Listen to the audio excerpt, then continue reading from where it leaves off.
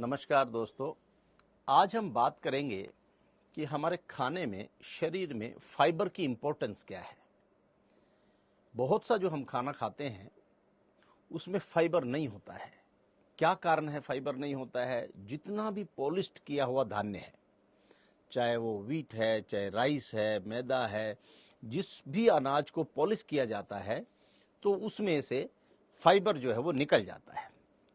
Fibre कोई भी अनाज के ऊपर की लेयर में होता है और जब हम उस लेयर को हटा देते हैं, उस अनाज को पॉलिश कर देते हैं, तो उसमें से फाइबर जो है वो बिल्कुल गायब हो जाता है। और इसीलिए लोग कहते हैं कि भाई बाहर का खाना नहीं खाना चाहिए। जो हम बाहर खाना खाते हैं उसमें कोई फाइबर नहीं होता है, पूरा पॉलिश्ड फूड होता है। घर में हम इसको मेंटेन कर सकते हैं, मगर बाहर मेंटेन करना थोड़ा मुश्किल होता है। होटलों में खाओ या कहीं भी आप खाओ। और दूसरी चीज़ क्या होती है, जब बाहर जो खाना बनता है उसमें ऑयल यूज़ होता है, रिफाइंड ऑयल यूज़ होता है। और ये जो बगैर फाइबर का खाना जब अंदर जाता है, एक तो बड़ा फास्ट जाता है क्योंकि थोड़ा सॉफ्ट हो जाता है। ये रिफाइंड ऑयल में खाना बनाने से और पॉलिश्ड खाना बनने से ना थोड़ा उसकी हार्डनेस कम हो जाती है, वो थोड़ा टेस्टी लगता है बंदे को। और वो फास्ट अंदर जाता है, वो फास्ट ही डाइजेशन में जाता है, फास्ट ही वो ब्लड में जाता है। तो इसी तरह से जो है ये काम करता है कि बंदे की शुगर भी बढ़ जाती है, मोटापा भी बढ़ जाता है, ट्राइग्लिसराइड भी बढ़ जाता है, बीपी भी बढ़ती है, हर तरह की बीमारी होती है इन चीज़ों से। अननोइंगली हो रहा है ये आज आदमी के साथ में। तो हमारे मंतना सत्यनारायण राजू साहब बताते हैं कि क्या इंपॉर्टेंस है फाइबर की, फाइबर का होना शरीर में कितना जरूरी है। वो कहते हैं कि जिस तरह से बगैर नाल का घोड़ा हो, अगर आप घोड़े की राइडिंग कर रहे हैं और अगर उसके हाथ में आपकी लगाम नहीं है घोड़े की, तो आप अंदाजा लगा सकते हैं कि वो घोड़ा आपके साथ क्या कर सकता है, आप कहाँ गिर सकते हैं, क्या हो सकता है। Life is in danger. उसी तरह से जिस तरह बगैर ब्रेक की गाड़ी होती है, गाड़ी में अगर ब्रेक नहीं है तो आप अंदाजा लगा सकते हो क्या हो सकता है।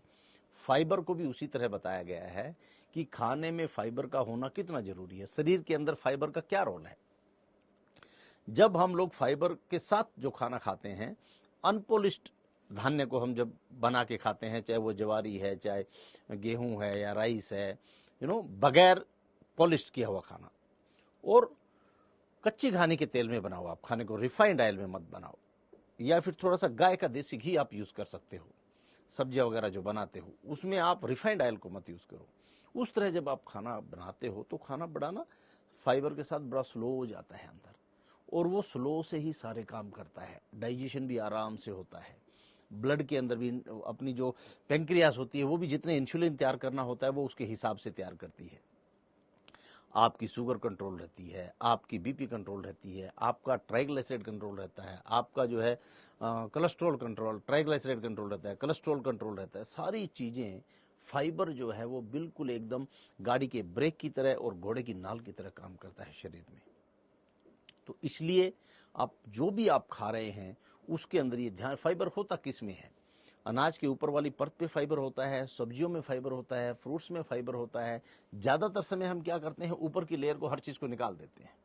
सब्जियां भी हम खाते हैं उनको भी ऊपर से हम निकाल देते हैं, फ्रूट्स भी हम खाते हैं, जैसे आप संतरा खा रहे हो, संतरे को निकाल देते हैं, उसके अंदर थोड़ा बहुत फाइबर होता है उनकी झिल्लियों में, वो भी हम निकाल देते हैं। उनके साथ ही खाओ, थोड़ा चू करके देखो। फाइबर का शरीर में जाना बहुत जरूरी है। तो दोस्तों, अच्छा खाना खाएंगे तो हम हेल्दी रहेंगे, खराब खाना खाएंगे तो हम अनहेल्दी रहेंगे। ये छोटे मोटे टिप्स हैं जो आपके घर में काम आ सकते हैं। राजू साहब हमेशा कहते हैं कि my health is in my hand, मेरा जो स्वस्थ है वो मेरे ही हाथ में है।